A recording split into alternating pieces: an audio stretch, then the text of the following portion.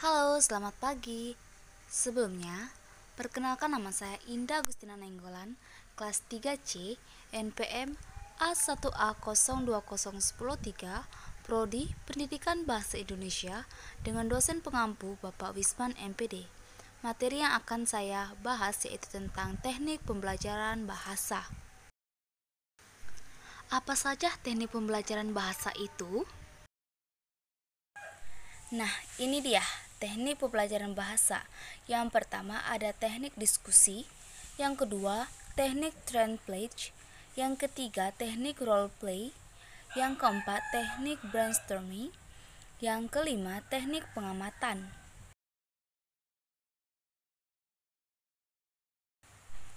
Baiklah, kita masuk ke bagian A, yaitu teknik diskusi. Teknik diskusi adalah aktivitas pembelajaran yang pada penerapannya siswa akan diberi suatu problem yang bisa berbentuk pertanyaan atau fakta untuk dirundingkan bersama pada sebuah grup belajar.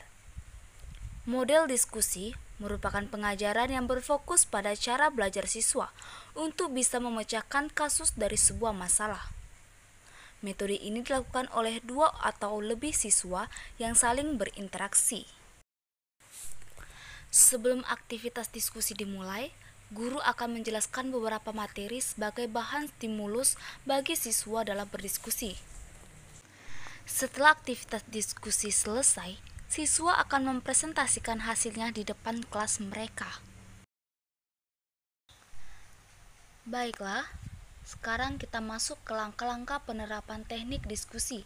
Ada 5 bagian. Yang pertama, kita harus mempersiapkan rancangan diskusi.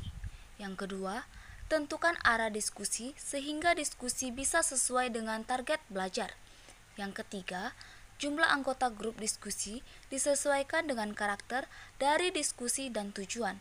Anggota harus memiliki kualifikasi tertentu agar diskusi berjalan lancar.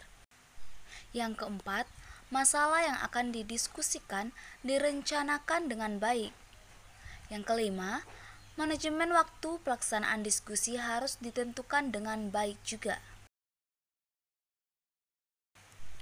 Selanjutnya kita masuk ke macam-macam teknik diskusi, ada 5 bagian. Yang pertama, seminar. Seminar merupakan suatu diskusi yang dipakai guna mencari kesempatan pandangan dalam menghadapi permasalahan yang bersifatnya formal. Yang kedua, sarasehan atau simposium. Maksudnya, salah satu macam-macam diskusi yang diselenggarakan guna membahas tentang perasaan-perasaan mengenai sebuah masalah atau pokok persoalan. Yang ketiga, diskusi panel. Diskusi ini merupakan diskusi yang dipakai guna memperluas wawasan tentang suatu masalah yang sedang hangat dan melibatkan beberapa ahli yang sipil, ilmu atau profesi guna bertindak sebagai seorang pembicara atau penulis. Yang keempat, diskusi kelompok merupakan komunikasi interaksi yang dilakukan oleh dua individu atau lebih atau dapat berupa sebuah kelompok. Yang kelima, ada konferensi. Konferensi adalah sebuah pertemuan untuk bertukar pendapat mengenai masalah yang dihadapi bersama. Yang keenam, lokakarya. Maksudnya yaitu diskusi atau pertemuan pada pakar atau ahli untuk membahas suatu masalah di mana masalah tersebut berada di bidangnya. Selanjutnya kita masuk ke ciri-ciri diskusi. Ada 5 bagian. Yang pertama, peserta diskusi ada 2 orang atau lebih. Yang kedua, terdapat materi yang di dalamnya ada masalah yang harus dipecahkan. Yang ketiga, salah satu peserta diskusi ditunjuk menjadi ketua atau leader.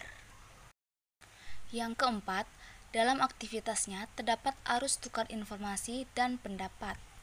Ciri diskusi yang terakhir yaitu diskusi harus memiliki output berupa opsi solusi dari masalah untuk dibahas.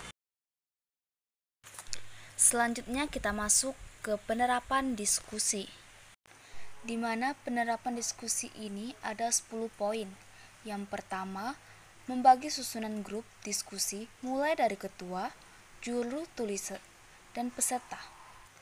Yang kedua, membuat susunan pembagian tugas setiap anggotanya. Yang ketiga, menstimulus siswa agar diskusi bisa bergejolak. Yang keempat, menulis setiap gagasan yang dirasa penting.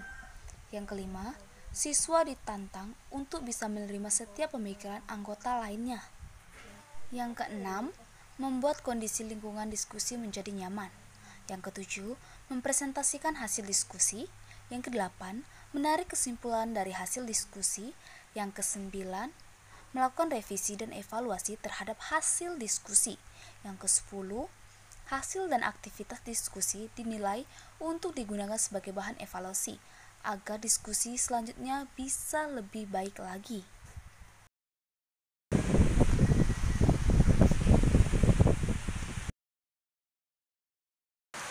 Selanjutnya kita masuk ke bagian B, yaitu teknik trend pledge. Secara umum, trend pledge merupakan sebuah strategi pembelajaran yang bisa digunakan oleh para guru untuk memotivasi siswa dalam membagikan pengalaman, pengetahuan, ide maupun argumentasi dengan cara yang menyenangkan, yaitu saling melihat dan membaca tanpa perlu ada arahan khusus untuk membacanya di depan umum. Inti dari trending pledge adalah adanya pertukaran yang bersifat sukarela. Selanjutnya, kita masuk ke prosedur pelaksanaan trend pledge. Secara umum, untuk melaksanakannya, terbagi dalam beberapa tahap berikut. Yang pertama, guru menjelaskan topik atau tema pembelajaran. Yang kedua, siswa menuliskan ide, opini, maupun argumen di secari kertas. Yang ketiga adalah bagian yang paling penting.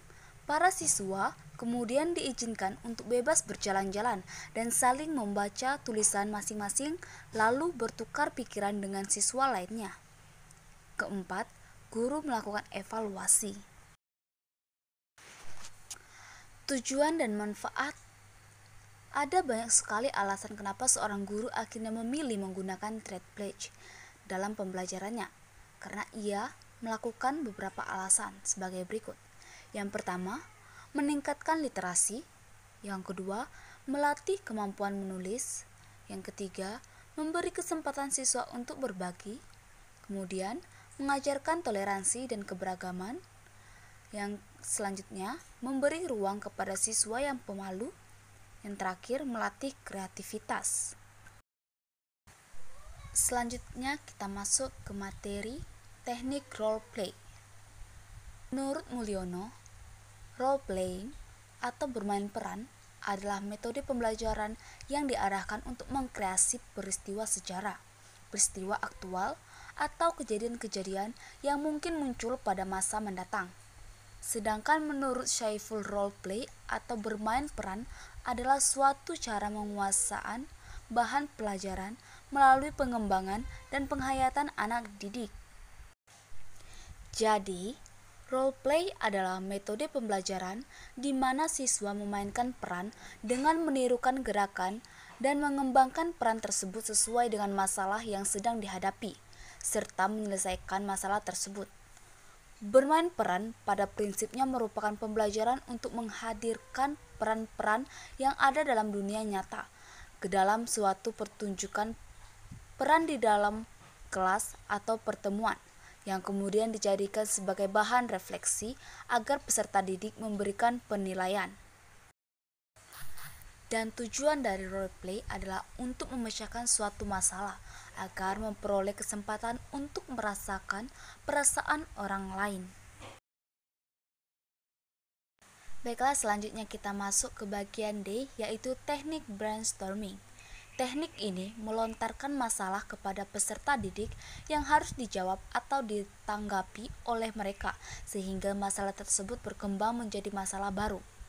Teknik ini merupakan perpaduan dari teknik tanya jawab dan teknik diskusi.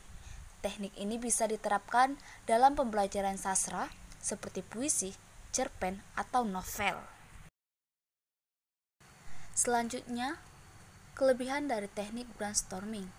Yang pertama, dapat membangkitkan pikiran yang kreatif, dapat merangsang partisipasi siswa, dapat memancing timbulnya pendapat-pendapat baru. Menghasilkan reaksi berantai, dapat digunakan dalam kelompok kecil maupun besar, tidak memerlukan moderator yang hebat, hanya sedikit peralatan yang digunakan. Selanjutnya, kekurangan dari brainstorming, yaitu teknik ini relatif sedikit, seperti jika guru tidak dapat mengendalikan kelas, maka kelas akan lepas kontrol. Selanjutnya kita masuk ke bagian E, yaitu teknik pengamatan.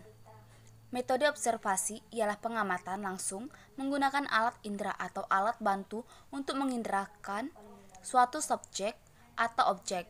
Observasi juga merupakan basis sains yang dilakukan dengan menggunakan panca indera atau instrumen sebagai alat bantu penginderaan menurut Purnomo tahun 2008.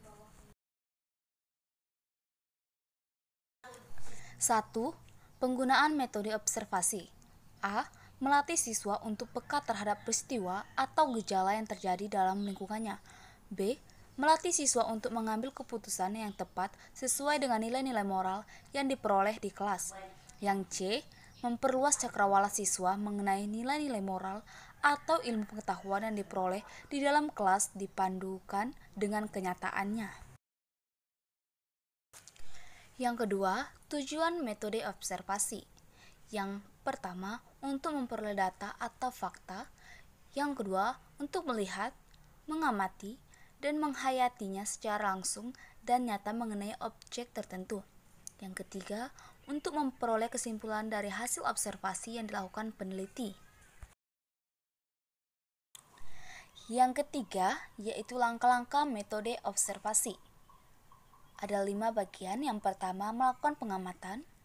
Yang kedua, mengumpulkan data atau inventarisasi data. Yang ketiga, analisis, interpretasi, dan evaluasi data. Yang keempat, penarikan kesimpulan. Dan yang terakhir, penyusunan laporan. Yang keempat, kelebihan metode observasi. Yang pertama, metode observasi sangat bermanfaat bagi pemenuhan rasa ingin tahu siswa sehingga proses pembelajaran memiliki kemaknaan yang tinggi. Yang kedua, penyajian media objek secara nyata tanpa manipulasi. Yang ketiga, mudah pelaksanaannya. Yang keempat, siswa akan merasa tertantang.